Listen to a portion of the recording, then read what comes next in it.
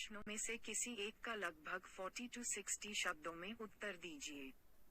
मानव विकास के प्रत्येक चरण से जुड़े विकासात्मक कार्य क्या हैं, और वे किसी व्यक्ति की अगले चरण में सफल प्रगति कैसे निर्धारित करते हैं। 1. शैशवावस्था के दौरान विकासात्मक कार्यों में विश्वास और लगाव बनाना शामिल होता है। सफल समापन से सुरक्षा की भावना पैदा होती है, जो भविष्य के रिश्तों की नींव रखती है। बचपन में कार्य स्वायत्तता और क्षमता के इर्द गिर्द घूमते हैं, जो आत्मसम्मान विकसित करने के लिए महत्वपूर्ण है। सफलतापूर्वक प्रगति करने का अर्थ है बुनियादी कौशल और स्वतंत्रता की भावना प्राप्त करना। प्रत्येक चरण पिछले चरण की उपलब्धियों पर आधारित होता है, जिससे सफल प्रगति का मार्ग प्रशस्त होता है। 1. प्रश्न B. स्कूल छोड़ने, ठहराव और बर्बादी के मुख्य कारण क्या हैं?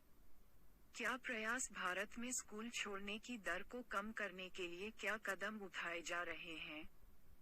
1. भारत में स्कूल छोड़ने, ठहराव और बर्बादी के मुख्य कारणों में गरीबी, गुणवत्तापूर्ण शिक्षा तक पहुंच की कमी, सामाजिक मानदंड और अपर्याप्त बुनियादी ढांचा शामिल हैं। स्कूल छोड़ने की दर को कम करने के प्रयासों में सर्व शिक्षा अभियान जैसी सरकारी पहल शामिल है, जिसमें मुफ्त शिक्षा और मध्याह्न भोजन प्रदान करना, साथ ही स्कूली शिक्षा को बनाए रखना और पूरा करना सुनिश्चित करने के लिए कमजोर आबादी को लक्षित करने वाले सामुदायिक हस्तक्षेप शामिल हैं। निम्नलिखित प्रश्नों में से किसी एक का उत्तर लगभग 40 to 60 शब्दों में दें। पतंजलि द्वारा बताए गए योग के 8 चरणों का अभ्यास करें। अपनी छवियां चिपकाए 6 अलग अलग योग चरणों का अभ्यास करें। 2. मैं सीधे चित्र प्रदान नहीं कर सकता, लेकिन मैं पतंजलि द्वारा वर्णित योग के 8 चरणों का वर्णन कर सकता हूँ। 1. यम, नैतिक मानक, * अहिंसा, अहिंसा, सत्य, सच्चाई, अस्तेय, चोरी न करना, ब्रह्मचर्य, संयम, अपरिग्रह, अपरिग्रह। 2. नियम, आत्म अनुशासन, * शौचा, स्वच्छता, संतोष, संतुष्टि, तपस, आत्म अनुशासन, स्वाध्याय, स्व अध्ययन, ईश्वर प्रणिधान, उच्च शक्ति के प्रति समर्पण। 3. आसन, शारीरिक मुद्राएं, * शारीरिक स्वास्थ्य और लचीलेपन को बढ़ावा देने के लिए विभिन्न शारीरिक मुद्राओं का अभ्यास करना। 4. प्राणायाम, सांस पर नियंत्रण, * स्वास्थ्य और जीवन शक्ति में सुधार के लिए सांस को नियंत्रित और विनियमित करने की तकनीक। 5. प्रत्याहार, इंद्रियों की वापसी, * ध्यान को अंदर की ओर मोड़ना और बाहरी उत्तेजनाओं से हटना। 6. धारणा, एकाग्रता, * मन को किसी एक बिंदु या वस्तु पर केंद्रित करना। 7. ध्यान, ध्यान, * गहन ध्यान और चिंतन का विकास करना। 8. समाधि, ईश्वर से मिलन, * परमात्मा या परम वास्तविकता के साथ आनंदमय मिलन की स्थिति। छवियों के लिए, आप प्रत्येक योग मुद्रा को व्यक्तिगत रूप से ऑनलाइन खोजकर उन्हें प्रदर्शित करने वाले अभ्यासकर्ताओं के उदाहरण पा सकते हैं। 2. एक अच्छा करियर चुनने के लिए क्या कदम हैं और आम मिथक क्या है? करियर का चुनाव करते समय क्या परहेज करना चाहिए? 2. एक अच्छा करियर विकल्प चुनने के चरणों में आत्म मूल्यांकन, अनुसंधान, लक्ष्य निर्धारण, अनुभव प्राप्त करना, सलाह लेना और निर्णय लेना शामिल है। आम मिथकों से बचना चाहिए। अपने जुनून का पालन करें, अन्य कारकों पर भी विचार करें, उच्चतम वेतन वाली नौकरी चुनें, वेतन से अधिक पूर्ति को प्राथमिकता दें। केवल एक ही सही करियर पथ है, अन्वेषण के लिए खुले रहें। प्रतिष्ठा बराबर है खुशी, व्यक्तिगत संतुष्टि पर ध्यान दें, और करियर बदलने के लिए बहुत देर हो चुकी है, नया रास्ता अपनाने के लिए कभी देर नहीं होती। 3. प्रश्न ए, निम्नलिखित में से किसी एक प्रश्न का उत्तर लगभग 40 to 60 शब्दों में दें। हमारी पढ़ाई, रिश्तों, काम और के लिए योग का अभ्यास करने के क्या फायदे हैं? हीथ 3 ए, योग का अभ्यास जीवन के विभिन्न पहलुओं में कई लाभ प्रदान करता है। पढ़ाई के लिए, ये फोकस और एकाग्रता को बढ़ाता है, जिससे बेहतर शैक्षणिक प्रदर्शन होता है। रिश्तों में, ये जागरूकता और सहानुभूति को बढ़ावा देता है, मजबूत संबंधों को बढ़ावा देता है। कार्यस्थल में, ये तनाव कम करता है, उत्पादकता बढ़ाता है और निर्णय लेने की क्षमता में सुधार करता है। इसके अलावा, ये प्रतिरक्षा, लचीलेपन और मानसिक कल्याण को बढ़ाकर समग्र स्वास्थ्य को बढ़ाता है। 3 सकारात्मक भावनाओं को बढ़ावा देने के तरीके क्या हैं और वे मानसिक रूप से कैसे लाभ पहुंचाते हैं स्वास्थ्य और अच्छाई? 3 सकारात्मक भावनाओं को बढ़ावा देना, कृतज्ञता का अभ्यास करना, दयालुता के कार्यों में संलग्न होना, आशावाद पैदा करना और सामाजिक संबंधों को बढ़ावा देना जैसी गतिविधियों के माध्यम से प्राप्त किया जा सकता है। ये क्रियाएं तनाव को कम करके, लचीलेपन को बढ़ाकर, आत्मसम्मान को बढ़ाकर और समग्र जीवन संतुष्टि को बढ़ाकर मानसिक स्वास्थ्य और कल्याण में सुधार करने में योगदान देती हैं। वे जीवन के प्रति अधिक सकारात्मक दृष्टिकोण बनाते हैं, जिससे अधिक खुशी और संतुष्टि मिलती। निम्नलिखित प्रश्नों में से किसी एक का उत्तर लगभग 100 to 150 शब्दों में दें। मनोविज्ञान में कुछ विशिष्ट क्षेत्र कौन से हैं जो पिछले कुछ वर्षों में विकसित हुए हैं? साल और वे क्या पढ़ते हैं? आप किस क्षेत्र में जाना चाहते हैं और क्यों?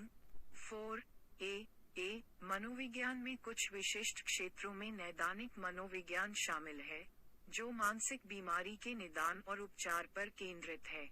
संज्ञानात्मक मनोविज्ञान, धारणा और स्मृति जैसी मानसिक प्रक्रियाओं का अध्ययन, और सामाजिक मनोविज्ञान, ये जांच करता है कि व्यक्ति समूहों के भीतर कैसे बातचीत करते हैं। एक अन्य क्षेत्र विकासात्मक मनोविज्ञान है, जो जीवन भर मानव विकास और परिवर्तन का पता लगाता है। मुझे संज्ञानात्मक मनोविज्ञान विशेष रूप से आकर्षक लगता है क्योंकि यह इस बात पर प्रकाश डालता है कि मस्तिष्क किस प्रकार सूचना को संसाधित करता है, जो मानव व्यवहार और अनुभूति को समझने के लिए मौलिक है। इसके अतिरिक्त, ये दैनिक जीवन के विभिन्न पहलुओं, जैसे निर्णय लेने, समस्या समाधान और भाषा की समझ में अंतर्दृष्टि प्रदान करता है। 4 प्रश्न बी, ग्राहम वालेस के अनुसार रचनात्मक सोच के चरण क्या हैं और कैसे होते हैं? वे समस्या समाधान और मानसिक स्थिति से संबंधित हैं। 4 ग्राहम वालेस ने रचनात्मक सोच के 4 चरण प्रस्तावित किए: तैयारी, ऊष्मान, रोशनी और सत्यापन। तैयारी के चरण में, व्यक्ति जानकारी एकत्र करता है और समस्या को परिभाषित करता है। ऊष्मान के दौरान, मस्तिष्क इस जानकारी को अवचेतन रूप से संसाधित करता है। रोशनी, है वह क्षण जब कोई समाधान सामने आता है, अक्सर अप्रत्याशित रूप से।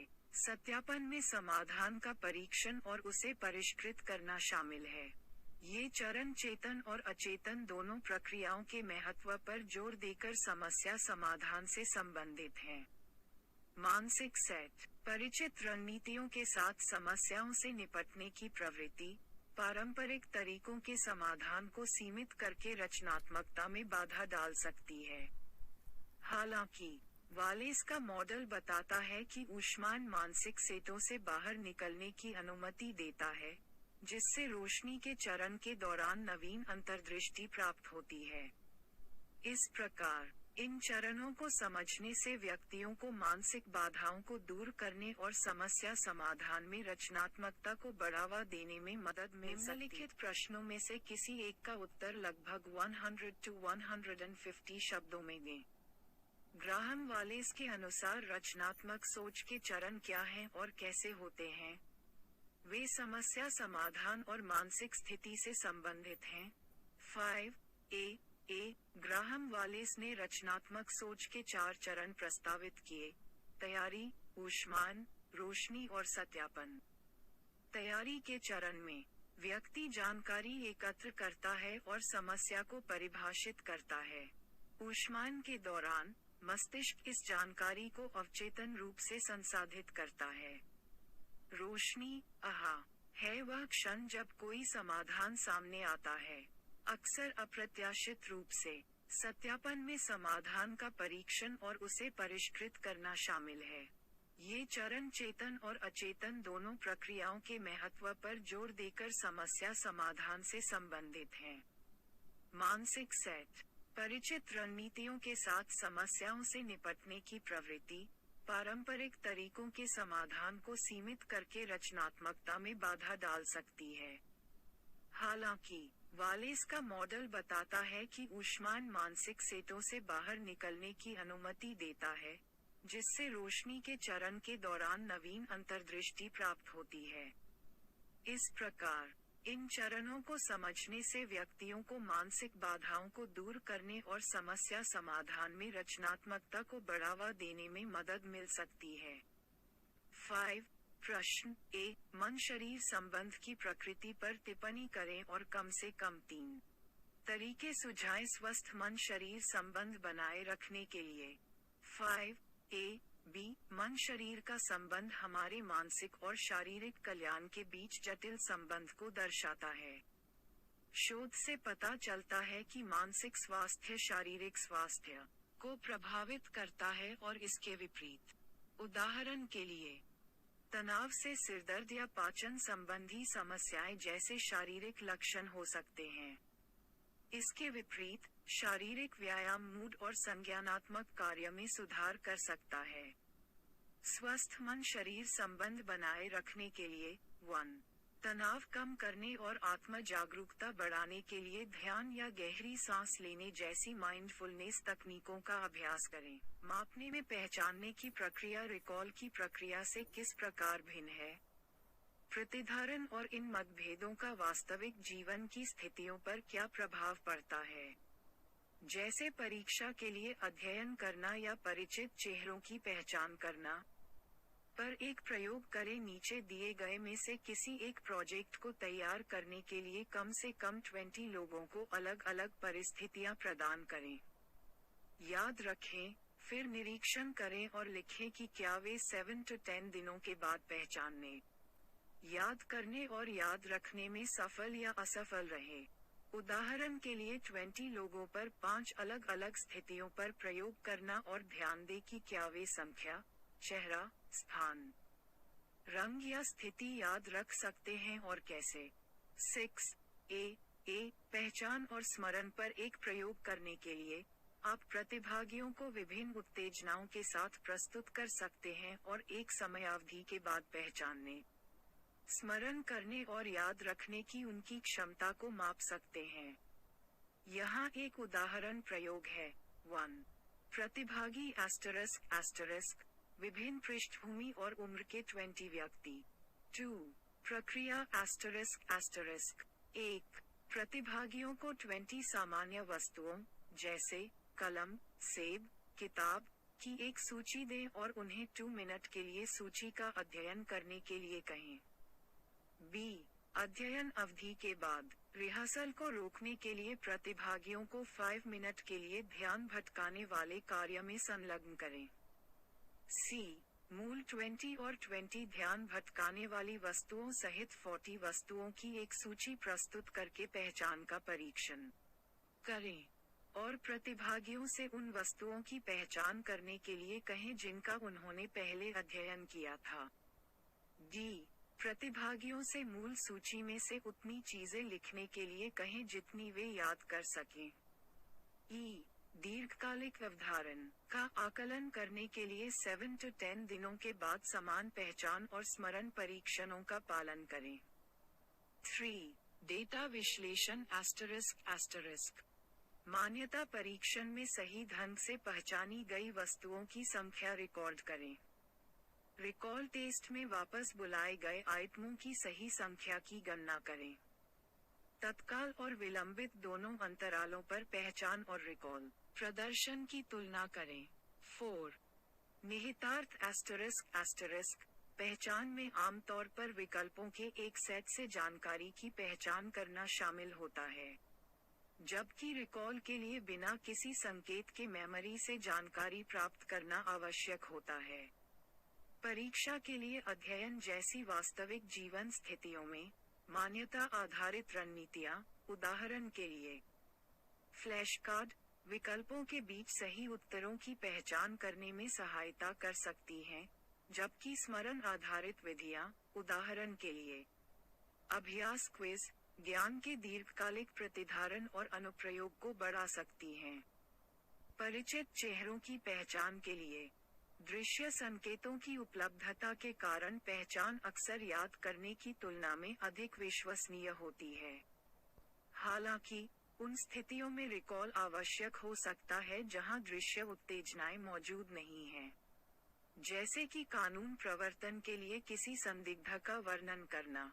इस प्रयोग को आयोजित करके और परिणामों का विश्लेषण करके, आप विभिन्न वास्तविक जीवन परिदृश्यों के लिए निहितार्थ के साथ स्मृति प्रतिधारण में पहचान और याद करने की रणनीतियों की प्रभावशीलता में अंतर्दृष्टि प्राप्त कर सकते हैं।